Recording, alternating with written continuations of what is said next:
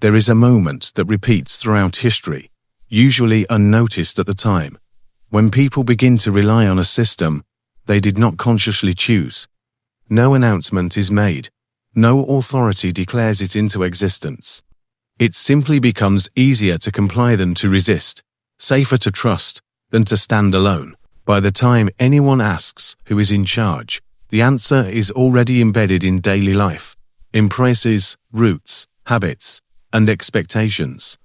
Medieval Northern Europe experienced one of those moments long before anyone had the language to describe what was happening.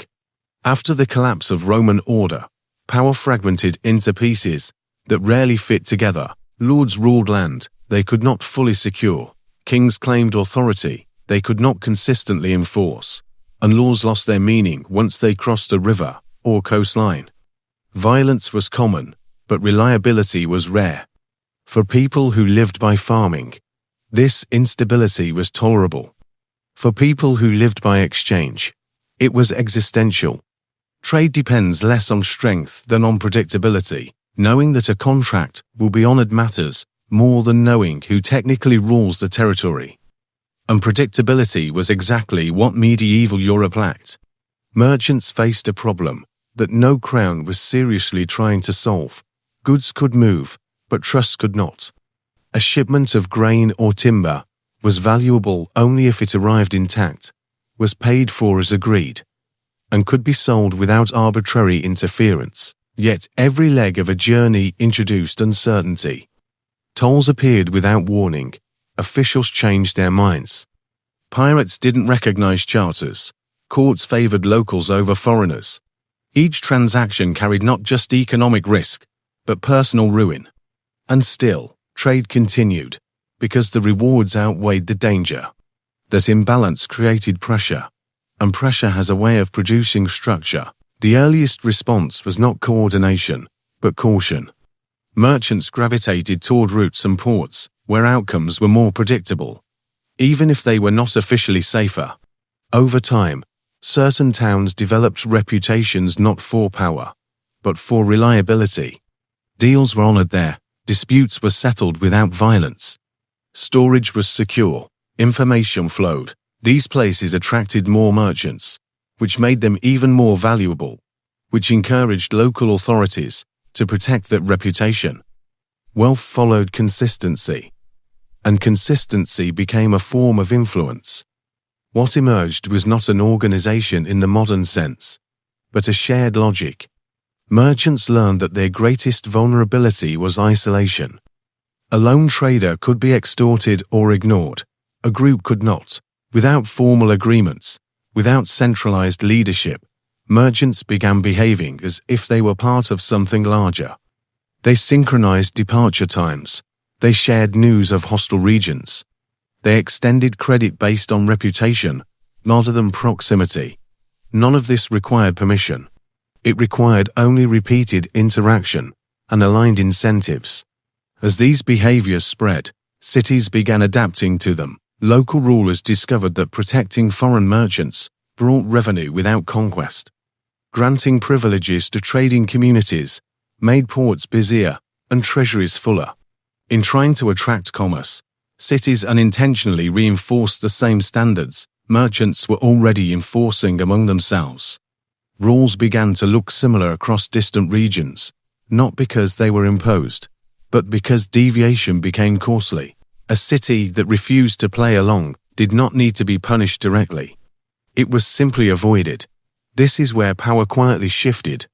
Influence no longer depended on who could command obedience, but on who could shape options. Merchants did not need to overthrow authorities.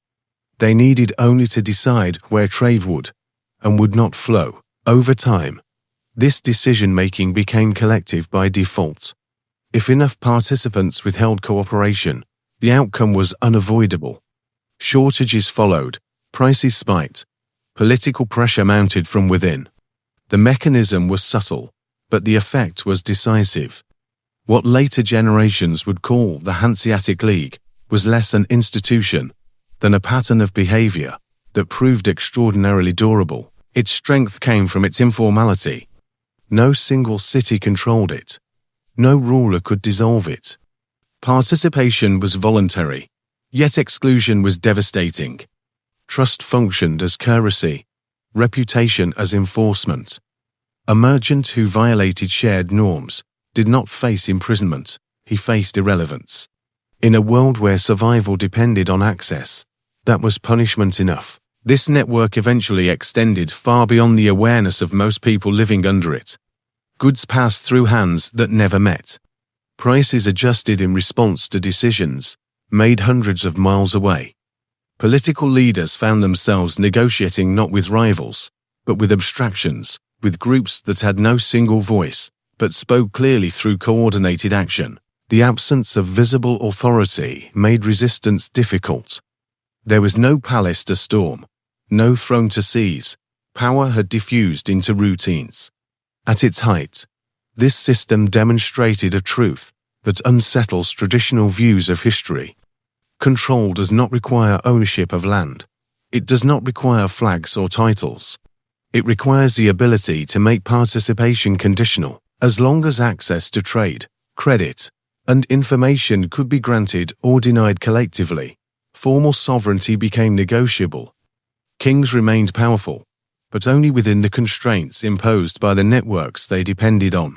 Eventually, those constraints changed.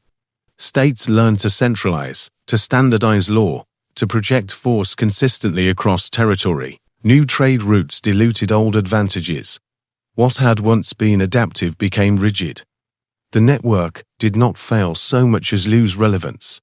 Its decline was gradual, almost polite, because it had never been a single thing that could collapse, yet its legacy remains uncomfortable.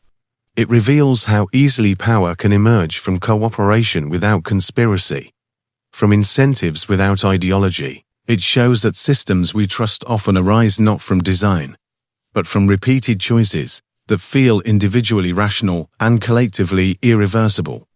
And it reminds us that the most influential forces in history are often the ones that never announce themselves. If you want to explore more stories about how money quietly shaped power and belief over time, you can subscribe for future reflections.